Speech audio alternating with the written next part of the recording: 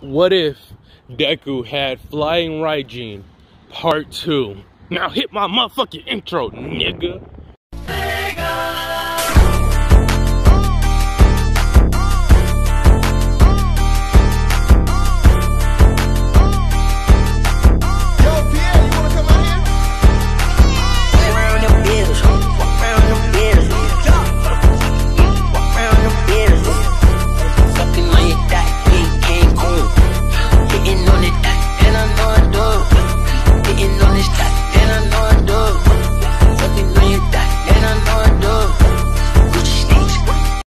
Deku's really strong. She even showed Deku Deku showed his mama what he could do, right? So it's real simple, real light with it, right? You know what I'm saying? His mom doesn't worry about him, even though he be out and doing shit, right? And I was debating about what school he goes to, but before we can even get into what school he goes to and thinks he does, let's talk about some side adventures that will change the course of the story for a really big chunk of what will happen. It's almost similar to Abandoned Deku. But we will go in different ways due to the different abilities that will be playing in the play. Okay? First things first. While Deku was on one of his jobs, rarely, but he did do it upon this episode, he missed through his kunai. Well, it's not really a kunai, but more of like some type of object you can flee. And when he was training at, the Toad place, he realized something, hey, this kunai's pretty cool, so I'm going to use this. Like, he used his as like his throwing. So he's like, yeah, because, it goes fast, it goes far, it's small, you can conceal it, blah, blah, blah. He misplaces it, and he ends up near, a certain area. Your boy sees someone getting bullied, and the bitch is getting called vampire. Deku pulls up like, what the fuck is going on with these niggas? And I'm not saying he towers over everybody and like he's looking down on these niggas like they some bitches or something, but he got muscles, and most niggas his age don't got muscles. And the nigga did do a lot of training for a whole year, which realistically, you don't really need much strength if you can move super fast. But on top of him training rigorously, even at an early age, that will set him apart from everyone else. We can say, once again, he's like 11. We can say that he take care of these niggas, but he don't do nothing big body. He just he's like, I have a teleportation quirk. But what he really does is he throws kunais around everybody. And he throws them all in their blind spot. So it makes it look like he's just zipping around, right? And he's like, I hope. And then while they're like distracted, he like gets like string and like loops the kunais back behind him and grabs them without anyone noticing. Except Toga, for obvious reasons. And so they're like, he's a monster. And then they run away. He helps out Toga. He's like, yo, what's up? You good? And he's like kind of scared because like he got a record he need to maintain. So he puts a marker on her, like on her chest or whatever. And he's like, look, I don't know what your story is. I kind of care, but I kind of don't. I'm going to pull back up later. Like I guess he puts it like on her hand or something, right? Or it could be actually her chest. It really doesn't matter. And he's like, look, I would love to have a conversation with you to see what your story is, because you seem very depressed. But I got to go deliver these pieces. I got a job I need to maintain. But I will be back. And then the second he says that, you just see a flash. You see a green flash, and that nigga's out. And she was like, whoa. And I guess if we had to do it, she could be blushing a little bit. And just kind of impressed if we're going down the typical anime standards. And she's just kind of impressed. He took out all those people and like he dipped. I say he touched her, like he put it on her shirt, but he was like, damn, what if she takes the shirt off? Then he like puts it on like her palm, right? And then he dips. He delivers the pizza, he teleports back to work, grabs like 5 more orders, and basically finishes out his day. Like, he's able to deliver enough pieces for them to be basically like, let's say they had a standard where they need to deliver this many pieces, right? he beats that standard, right? Once he does that, he goes home. And he's getting paid very, very good. And not on top of that, he's getting paid more than the typical driver would get paid. And he's also getting paid tips. You telling me you wouldn't want to tip a motherfucker? You place your order and then like in less than 5 minutes, the order's there, right? So that's something. Okay. So anytime he working, he putting in work, right? Now, what happens next is Deku says, damn, I'm done working. And when he gets done working, it's pretty early, okay? And it doesn't really work turn into a schoolwork, right? Because when he was talking to Minato was telling him different ways of like how he can maximize it. Because that nigga had to be good also during wartime. But this nigga isn't in war times. You know, from the little bit Deku was able to tell him. So he just gave him some minor tips of how to maximize. Plus, realistically, if you're able to move that fast, bro, you can get some workout. You can, you know, teleport where you need to go.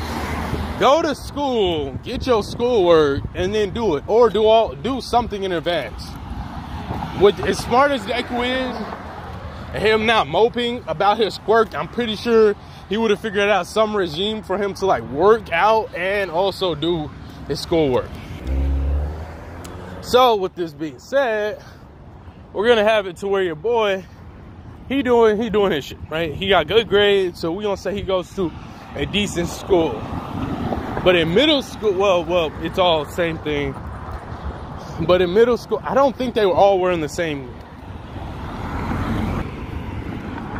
He hasn't fully made it to middle school yet, but that's going to be 4 years off.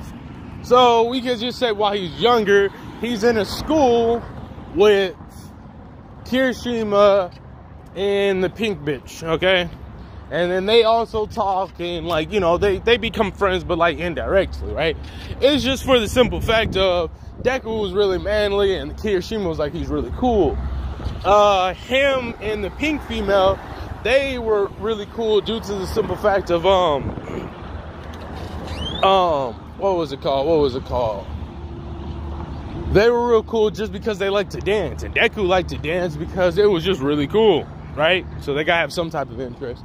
They also shared different music takes, and this is that type of stuff. And some days Deku will be like, damn, I'm not coming into school today.